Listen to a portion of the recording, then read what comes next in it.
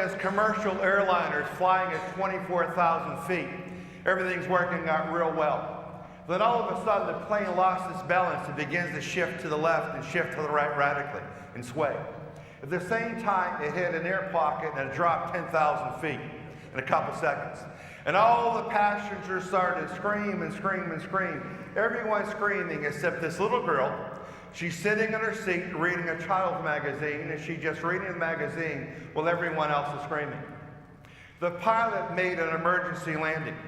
And after he landed the plane safely, as the passengers got off the plane, one passenger said to the little girl, "I'm really amazed, honey. You never screamed. You never made one sound. How did you remain calm?" She gave this as an answer. She said, "My dad is the pilot." And she said, "I can always depend upon my dad to keep me safe. And I knew this time as well, I could rely upon my dad to keep me safe." You see, that's the message, and that's the key point of today's gospel reading. Now, the gospel today comes out of the 21st chapter of Matthew, verses 28 to 32 inclusive.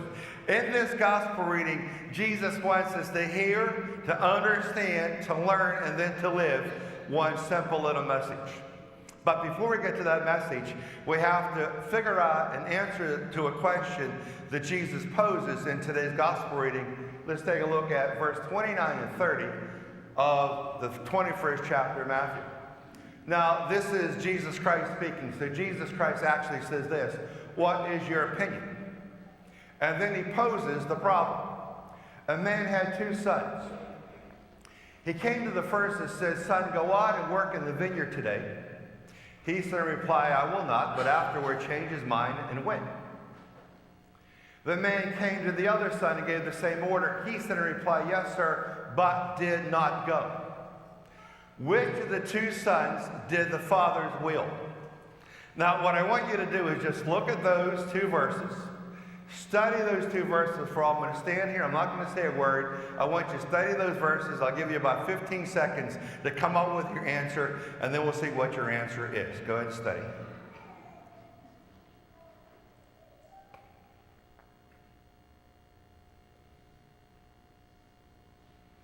Okay, study time is over. Now what we want to try to figure out is which one of these two sons did the will of the Father. So let's take a look at this next slide to see the possibilities. So here's the question posed. Which of the two sons did the will of the Father? Now let's check out the possible answers. A, the son who said, "I will not go into the vineyard to work," and later changed his mind and went. Or B, the son who said, "I will go into the vineyard to work," and then decided not to go.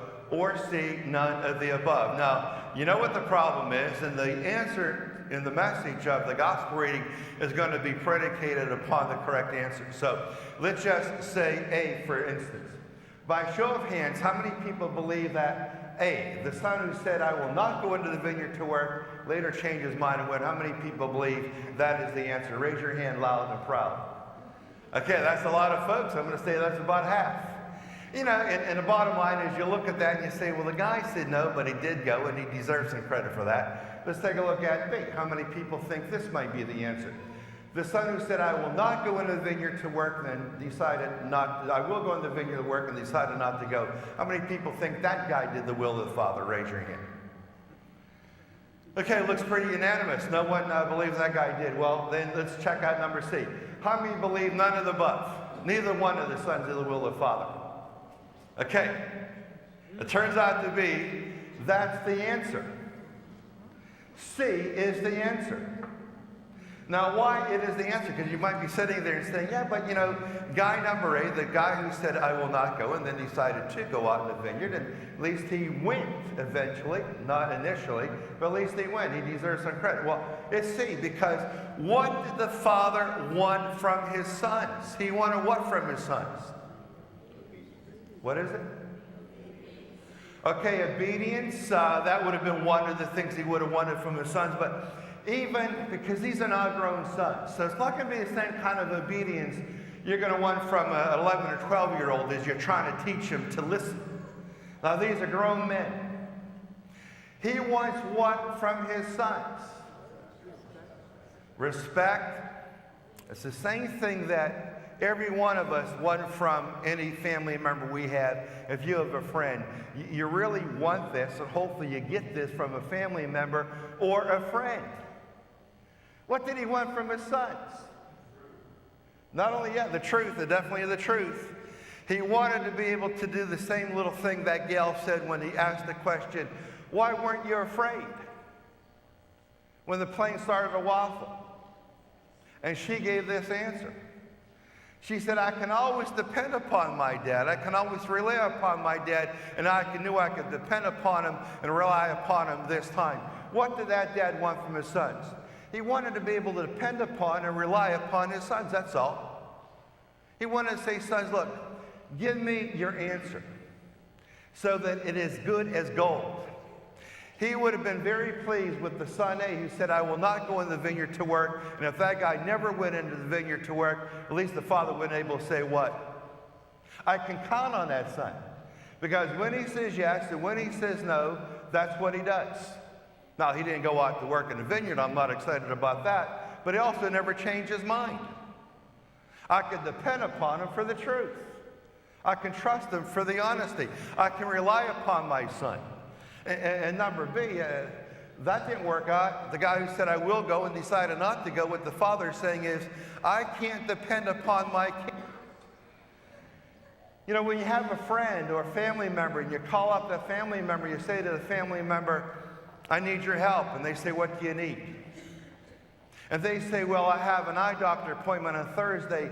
I can't get there. I could get there, but they're going to give me some shots and they need a ride back. Will you take me and then bring me back? And if that person says yes, and you know you can rely, depend upon them, then you know that problem's solved. That's all you want. But if the person you call that asks that question, they say yes, I'll take you to the doctor's office and wait for you and bring you back, you might hang up and say, they've let me down so many times before, I don't know if they're going to show up or not. I better have a game plan B because I can't rely on them. I can't depend upon them. You see, that's a powerful little message, but that's the message for all of us. What we really enjoy from a family member or friend, especially when we make a request of them for something we need done for us, for you, is to be able to depend upon them and rely upon them. That feels so good when you ask someone to help you, they say yes, and you know that it's good as gold. They will. If that's what we want from other people, then we got to make sure in self-examination we do the same thing for those who ask us a favor. Just ask yourself the question, am I, individual person here, am I dependable? Am I reliable? When a family member or friend asks of me a favor for them, and I say yes, do they walk away and able to sleep that night knowing I said yes, I will perform yes? Or they walk away and say, I have no idea. Because Kenny, Billy, that person's totally unreliable. That's all the father wanted. It was obviously the truth. But he just wanted to be able to depend upon his sons and rely upon them. And he couldn't rely upon any one of these guys. Because they both changed their mind. That little girl said, and I'll leave you with that, because I think that's a great answer.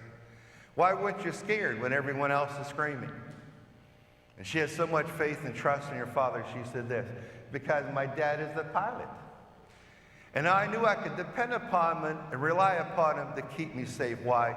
Because he'd done it so many times before. He has never let me down.